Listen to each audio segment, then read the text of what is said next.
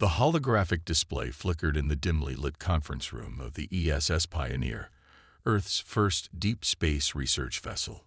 Jack Thompson, the ship's lead xenobiologist, watched as the alien counselor's blue-tinted image delivered what felt like the 100th warning that day.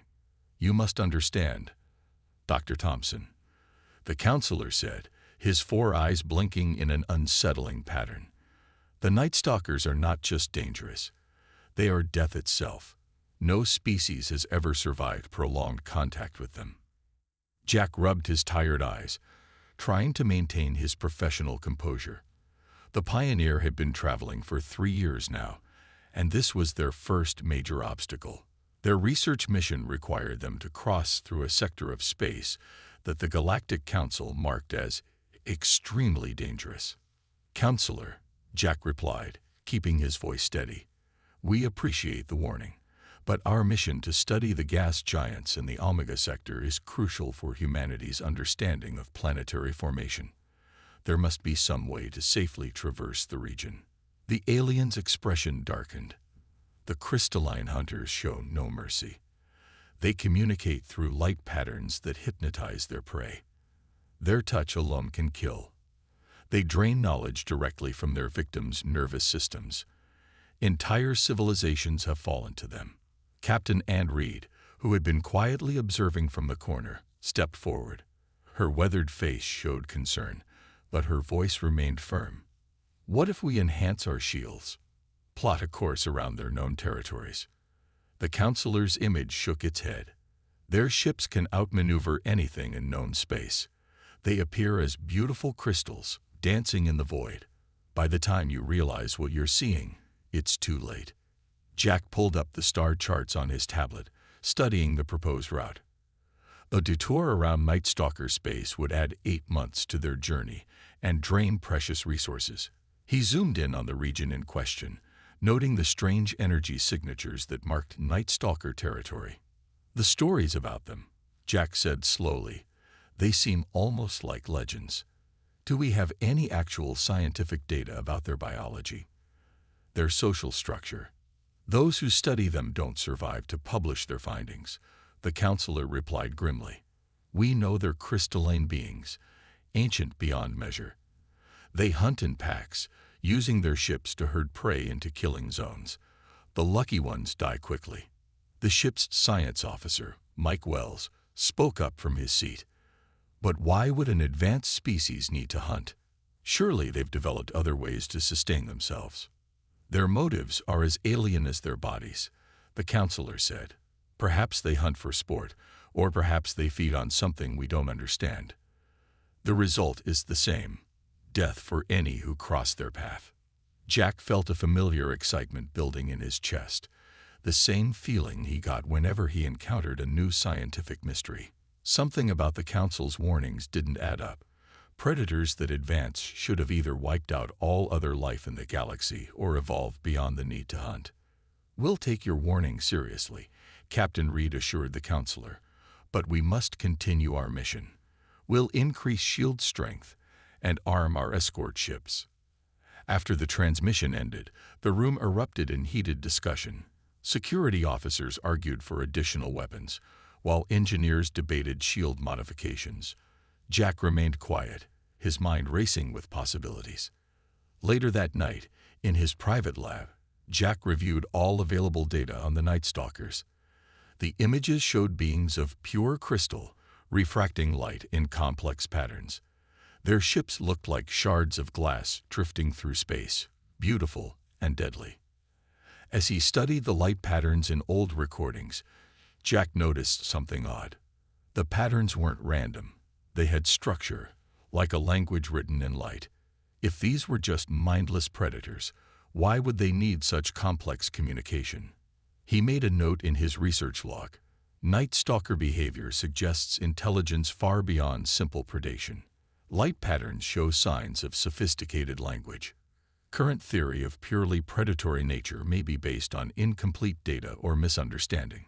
As the Pioneer continued its journey toward Night Stalker space, Jack couldn't shake the feeling that they were missing something important. The crew's anxiety grew with each passing day. But Jack's curiosity only intensified. Something told him there was more to these crystal beings than the galaxy's most feared predators. He just hoped he'd live long enough to prove it. Red alert sirens blared through the ESS Pioneer's corridors. Jack Thompson rushed to the bridge, his heart pounding in his chest. After 3 weeks of tense travel through Night Stalker territory, they'd finally encountered one of the feared crystal ships. "Status report," Captain Reed demanded, her fingers gripping her chair's armrests. "Night Stalker vessel detected at coordinates 227 Mark 43. Officer Wells announced, his voice tight. "It appears to be damage." Jack moved to the main viewport. The alien ship hung in space like a broken piece of jewelry, its crystalline surface reflecting starlight in mesmerizing patterns. Parts of its structure were cracked, and its movements seemed erratic. "All weapons locked on target," Security Chief Marcus reported. "Shields at maximum power." But Jack wasn't looking at their defenses. His attention was fixed on the pulses of light rippling across the crystal ship's surface. They weren't the aggressive patterns described in the Council's warnings. These were irregular, almost desperate. "Captain," Jack said, "I don't think they're hunting us. Those light patterns, they're different from the records. They look like distress signals." "It could be a trap," Marcus warned. "The Council said they're clever hunters." Jack pulled up his analysis software on a nearby console. "Look at the energy readings. Their main systems are failing. Whatever happened to their ship, they're in serious trouble." Captain Reed studied the readings with narrowed eyes. "Even a wounded predator is dangerous, Dr. Thompson. What are you suggesting?"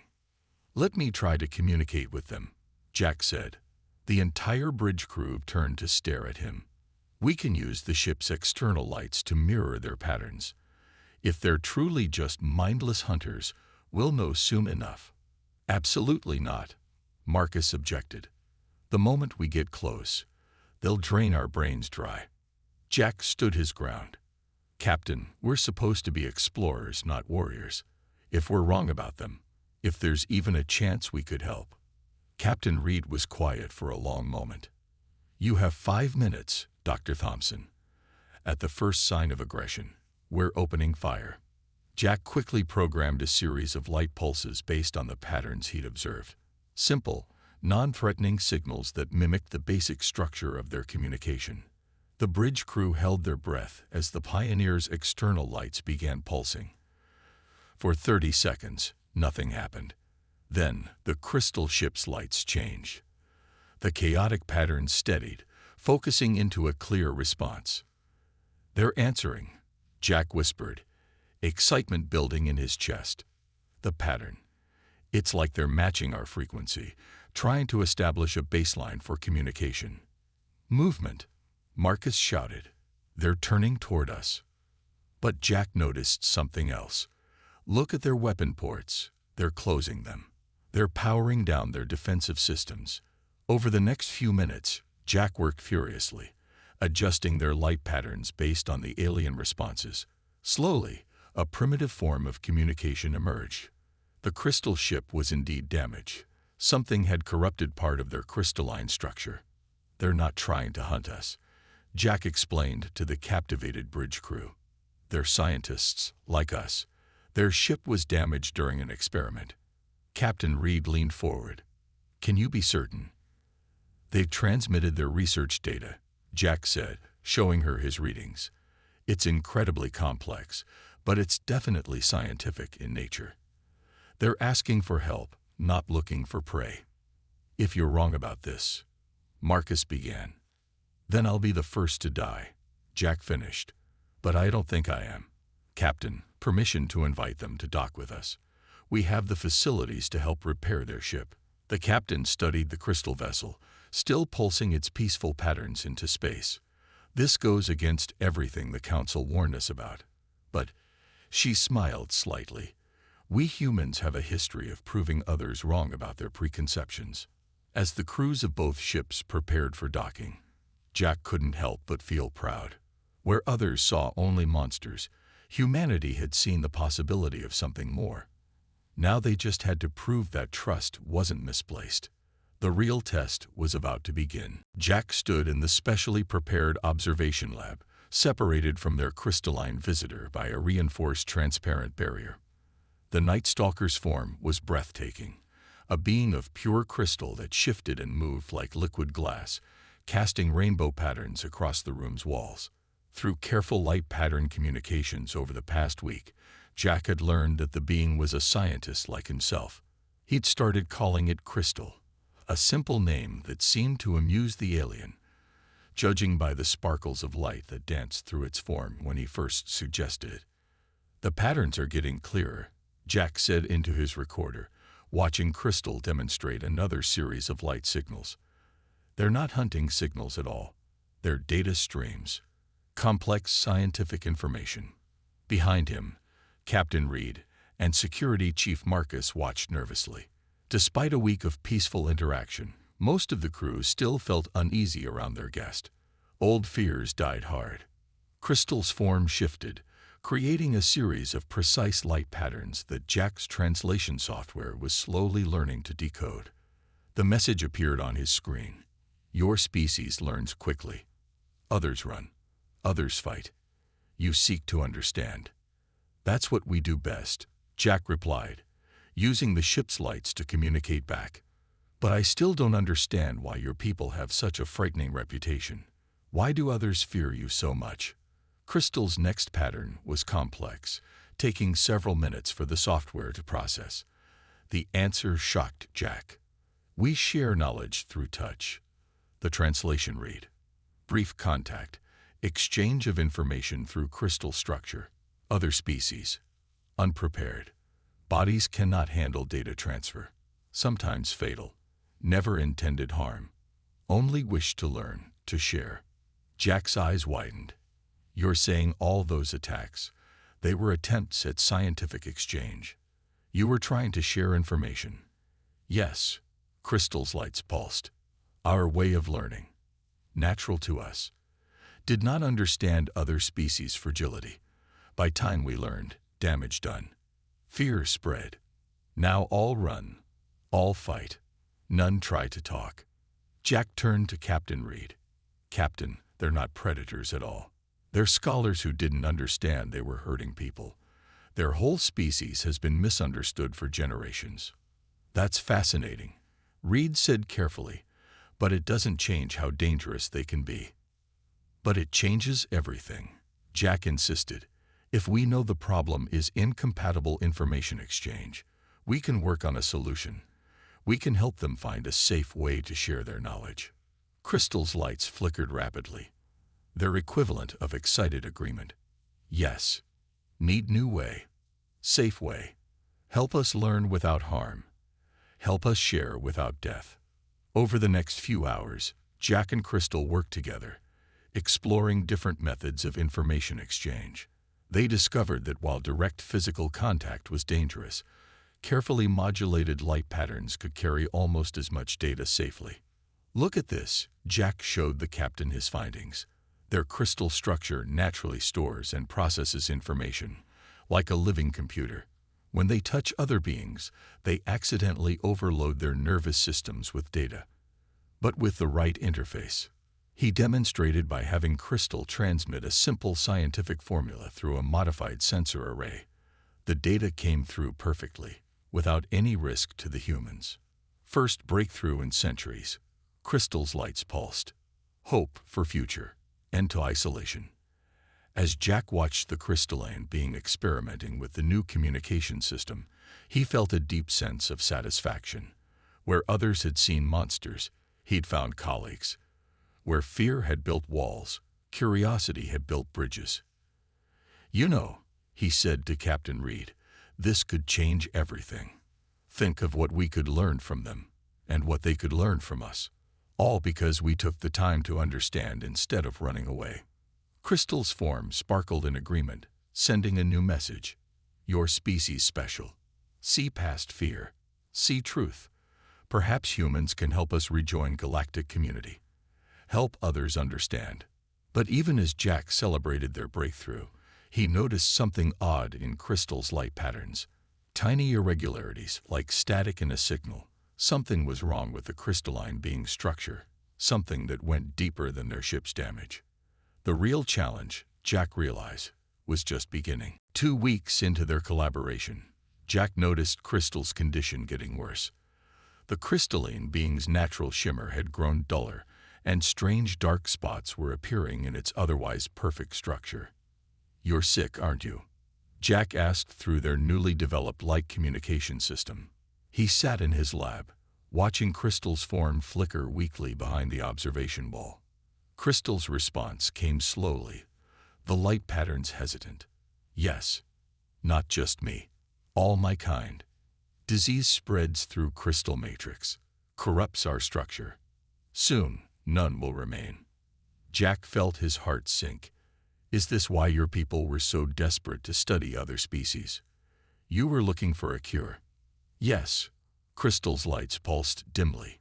"Crystal plague spreads, breaks down information pathways. Each generation, fewer born. Those who live grow weaker. Tried to learn from other species biological resistance. Did not mean to harm. Desperate for answer." The truth hit Jack like a physical blow. The galaxy's most feared predators weren't hunters at all. They were a dying species making clumsy, desperate attempts to save themselves. He quickly pulled up his research data. How long? How long has this been happening?" 3 centuries, Crystal replied. "Asked Galactic Council for help. They feared us, rejected us, called our attempts to share research attacks. Now most of my kind sleep in deep crystal caves, waiting for cure or death." Jack paced the lab, his mind racing. Why didn't you just explain this to everyone? Crystal's lights formed complex patterns of sorrow. Light speech different for each species, hard to translate. When we tried direct contact to share truth, caused harm. Council declared us threats. Now all ships attack on sight. No one listens. No one tries to understand. "Until now," Jack said firmly. He hit the lab's intercom. "Captain Reed, I need you in the lab immediately. And bring Officer Wells. We're going to need his computer expertise." When the captain arrived, Jack explained everything. He showed her the spread of dark patches in Crystal's structure, the failing light patterns, the signs of degradation. "Their whole species is dying," he concluded. "Everything we thought we knew about them was wrong. They weren't attacking ships. They were trying to ask for help in the only way they knew how." Captain Reed studied Crystal's weakened form. "Even if we believe this, what can we do? We're a research vessel, not a medical ship." "But we're human," Jack insisted. "Our whole history is full of stories about taking on impossible problems. Think about it. We've cured diseases that once seemed hopeless. We've solved puzzles that seemed impossible." He pulled up a display showing human medical history. "Look at our own past. When we faced deadly plagues, we didn't give up. We studied, we learned, we found ways to fight back. Maybe that's why we're here. Maybe we're the first species to live long enough to listen to their real story." Crystal moved closer to the barrier, its lights forming urgent patterns. Human immune systems fascinating. Adapt to new threats. Change to survive. If could study, safely, might find answer. "And we can do it safely now," Jack added. "With our new communication system, we can share medical data without physical contact. No more accidents, no more misunderstandings." Captain Reed was quiet for a long moment.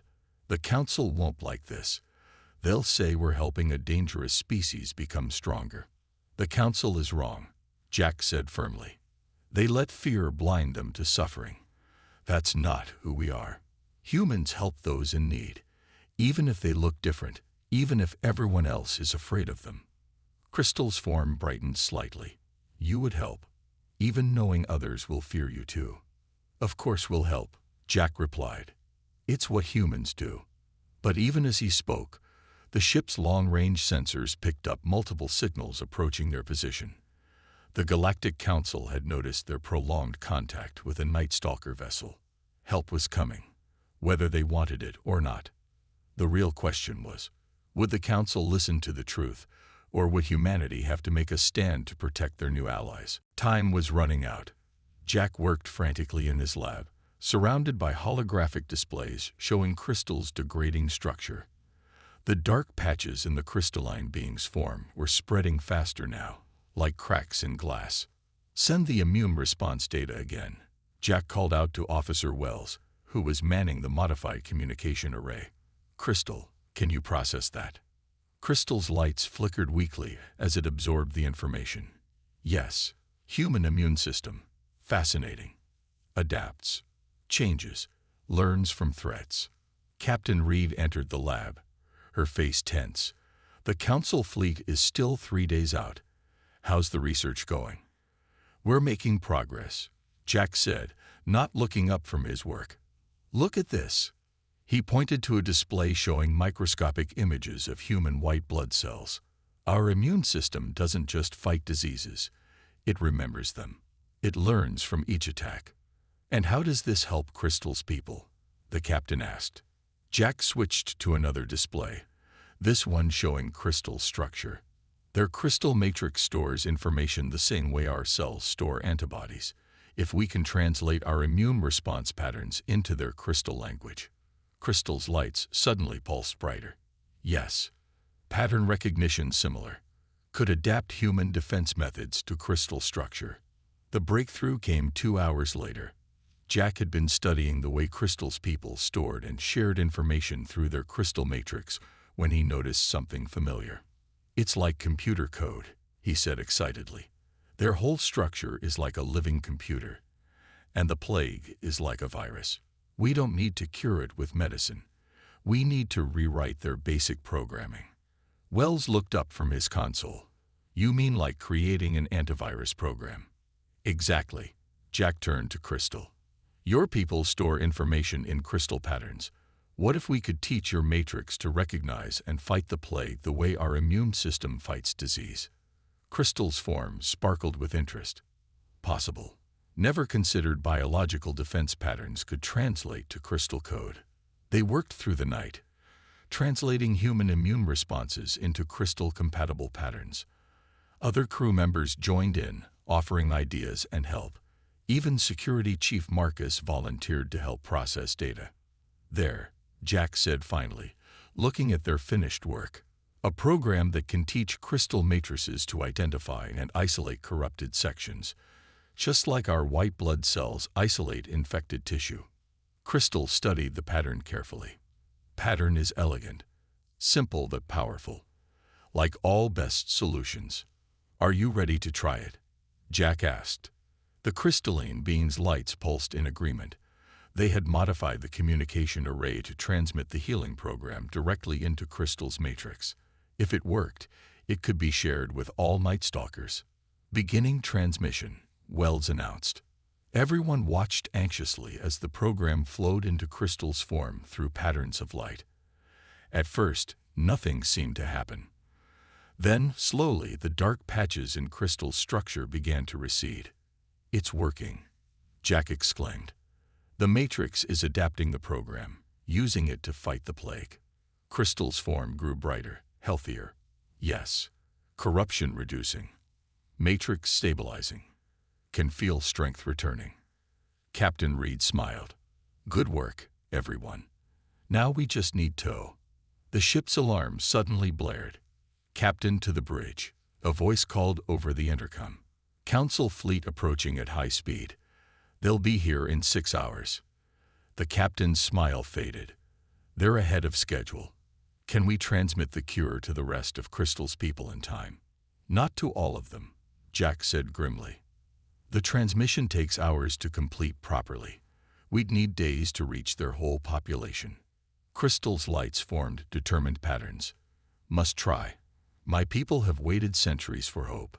Cannot lose it now." "We won't," Jack promised. "Humanity didn't come all this way just to give up when we're so close."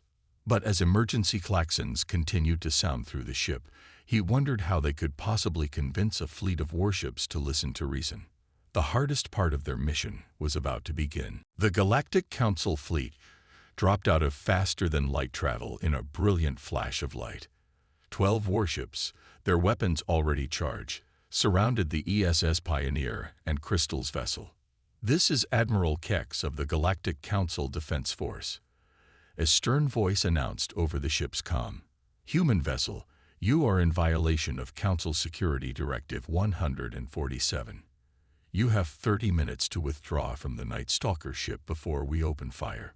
Captain Reed stood on the bridge, her back straight and her voice firm. "This is Captain Reed of the ESS Pioneer. Admiral, you don't understand the situation. The Night Stalkers aren't what we thought they were." "Captain," the Admiral's voice grew harder, "we have monitored your prolonged contact with the enemy. You have clearly been compromised. This is your only warning." Jack rushed onto the bridge, clutching his data tablet. "Captain, the cure is working. Crystal's matrix is almost completely clear of the plague. We have proof." "Weapons locked on both vessels," Security Chief Marcus reported quietly. "Their power readings are off the charts.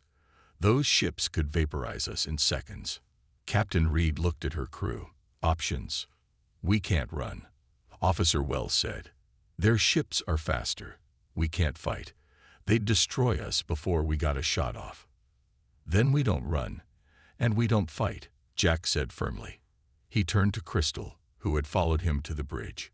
Show them what we've discovered." Crystal moved to the front of the bridge, its form now glowing with healthy light.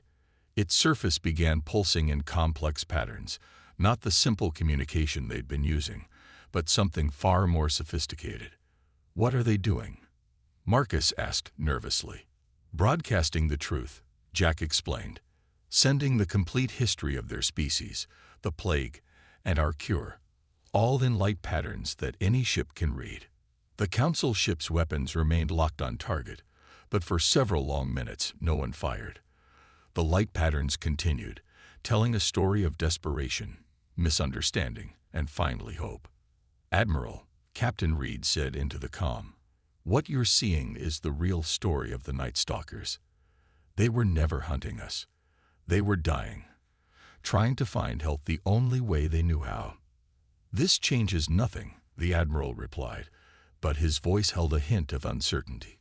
"They have killed thousands.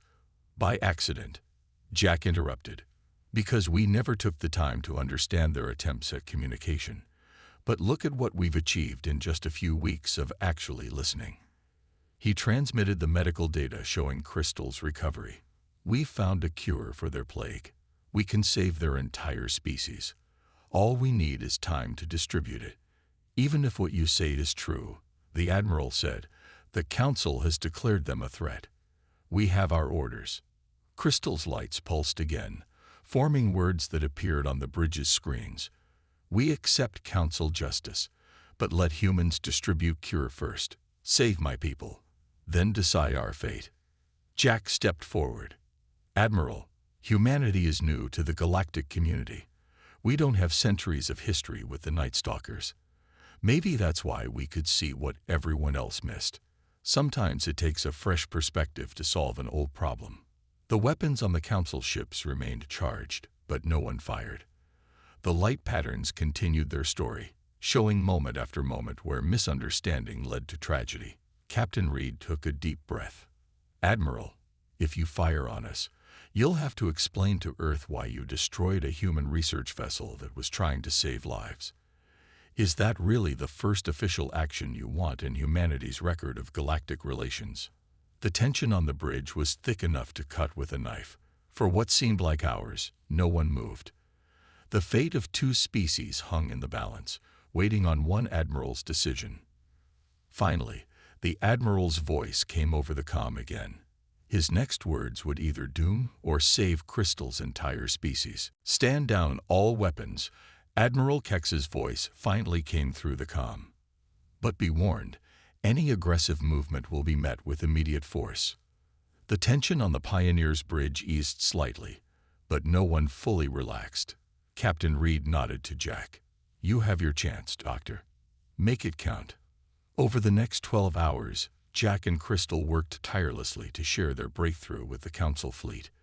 Through carefully modulated light patterns, they showed exactly how the crystal plague had been affecting the Night Stalker species and how the human-inspired cure worked. "It's remarkable," one of the Council's scientists admitted after reviewing the data. "The solution was so simple, yet we never considered it because we were too afraid to study them properly." Crystal's form glowed with renewed strength as it demonstrated the healing process. Many centuries of fear, many deaths from misunderstanding. Humans showed new way, showed importance of patience, of looking deeper. The Council ships transmitted the data back to their headquarters. Within days, the response came. A full investigation would be launched into the true nature of the Night Stalker species, and the cure would be distributed to their remaining population. "The Council acknowledges its error in this matter," Admiral Kex announced formally. "We allowed fear to cloud our judgment, leading to centuries of unnecessary conflict." But the biggest surprise came a week later, when the Council's final report was released. Not only were the Night Stalkers cleared of being deliberate predators, but humanity's role in the discovery was specifically praised. In less than a month, the report read, "Human scientists accomplished what our finest minds failed to do in centuries. They looked past appearances to find the truth." Jack stood in his lab, reading the report with Crystal beside him. "Hard to believe it's really over," he said. "Your people can finally come out of hiding." Crystal's lights formed complex patterns of joy and gratitude. "Thanks to humans, to your curiosity, your courage to trust when others feared."